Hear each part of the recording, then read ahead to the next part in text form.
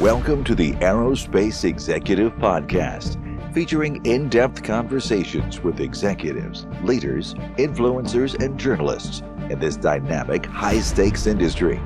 Hosted by Craig Picken, founder of North Star Group, the boutique executive search firm for the aerospace industry. You'll learn how top aerospace executives are developing their people, competing for talent, overcoming challenges, and adjusting to industry trends to drive growth and profits. And now, let's join your host, Craig Picken. Welcome back to the Aerospace Executive Podcast. Today I've got my good friend Matt Johnson back on with me. Matt is my producer. He runs a podcast of his own called the UX Machine Podcast. It's fantastic if you've never listened to it. And we're just talking industry trends. So, Matt, what's happening today? Well, a lot. We're going to talk about Boeing first of all. So we've got a couple of things on the docket. We'll split these into a couple of episodes so people can dive in to the topics separately. There's a lot to talk about. So catch us up for those that are in the industry. They'll know exactly what's going on. So let's go a little bit deeper just on your opinions on what are you hearing and seeing, and let's pump the brakes a little bit on what's going on with Boeing. Well, so the whole Boeing Max thing. To me, it's just a fascinating story. I mean, we got a monumentally complicated machine. The order book is 5,000 airplanes deep, which means that there are at least 100 months of full production. So two airplanes crash in, one in Africa and one in Asia, and obviously the fingers all come back to Boeing, and even the president of the United States has decided to chime in on the whole thing, like he's got an expert opinion. I'm sure it's extremely well informed and thought out on how to build an airplane. So, the crazy thing is that, I put some things out on it, and I'm a big defender. In a lot of ways, I'm a big defender of Boeing. I mean, every day I look up in the sky and I realize that 1 million airplanes around the world took off and landed safely. And I can't think of an industry that has created more of a culture of safety than the aerospace industry. I mean, you think about 1 million airplanes a day, or however many a day in the United States alone, 10 years of no fatal accidents in the commercial aircraft industry. Now, there was a cargo aircraft that went down in Florida a while back, but a lot of people were writing me back saying, hey, it was all corporate greed. And, Boeing was at fault, and it's corporate greed, and they're rushed to get an airplane out. And I'm like, hey, wait a minute. Let's call timeout on this whole thing before anybody has an opinion, and wait for the experts to go through the crash site, go through the black boxes, go through everything, and let's figure out what really happened. I've got a couple thousand hours of military flight time. And the one thing that we always learned was there's never one true cause to an airplane crash.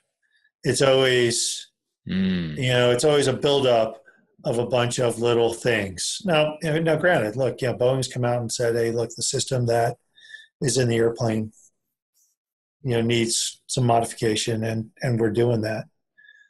But the one thing that really struck me odd was that when the huge outcries were happening about a month ago, when the second incident happened, the American Airlines pilots who fly the airplanes, the Southwest pilots who fly the airplanes, the United Airlines pilots who fly the airplanes, they all kept quiet, and they all said, "Hey, look, we're actually pretty comfortable with this thing."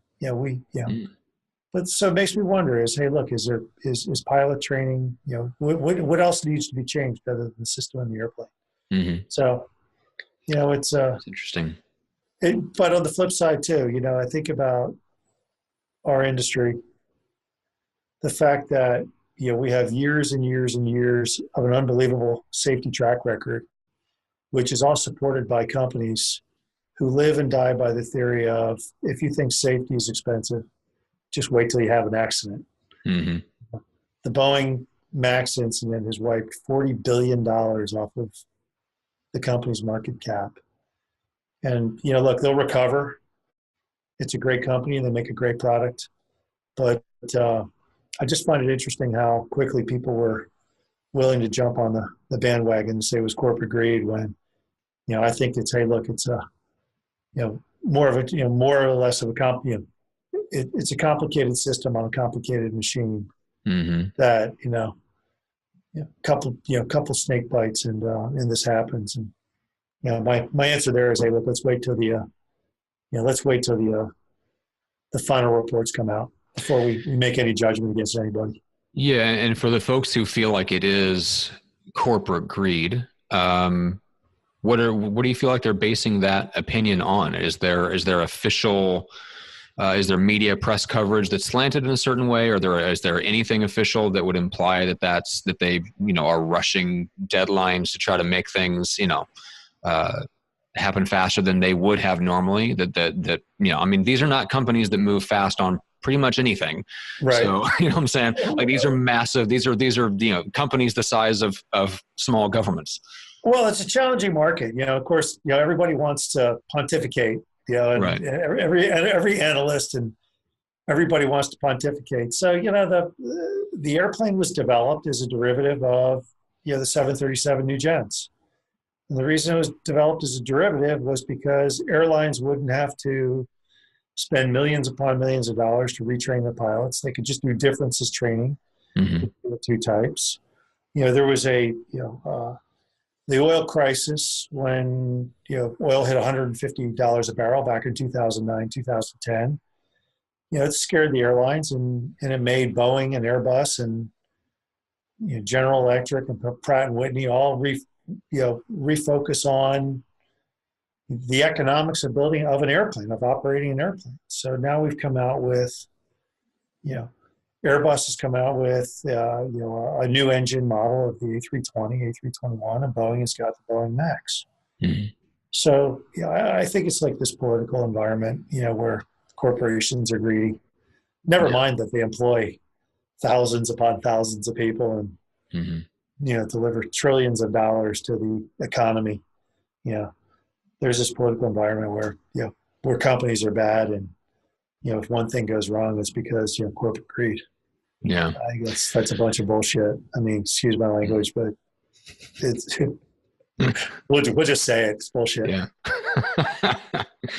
Yeah, it is interesting. Cause that is, to me, that is a narrative. Now, in this particular case, you know, you're saying wait till the facts come out in this particular case, and maybe you'll find a specific example of certain deadlines being sped up to meet, you know, government expectations. Who knows? Maybe you'll find something. But the fact that people are already determining what the verdict is, they're already setting the story that this is, you know, corporate greed. This is very reminiscent of the entire 80s, which was dubbed the decade of greed, which had 100% to do with who was in office at that time and the fact that the economy expanded, versus the 90s, where the economy also expanded but was mysteriously not labeled the decade of greed because of who was in office at that time. So yeah, the thing about it, I'm always fascinated about that because obviously I'm a marketing person. So I'm fascinated by the stories that come out of that. And I think that it is good practice to recognize that at this point, until you know the facts, it is a story. It is a narrative. And whether you buy into it or not has more to do probably with where you lean politically than the facts of the case as it stands now. Yeah, and I think at the end of the day, look, I think, like I said, the causal factors of an airplane crash, there's never one. There's always a series of little things that led up to it, where at any time in the chain, had something changed, the mishap never would have happened. But at the end of the day, look, I look at the CEO of Boeing, Muhlenberg, and he has come out and said, look, we're taking responsibility. You know, we're fixing our end of it.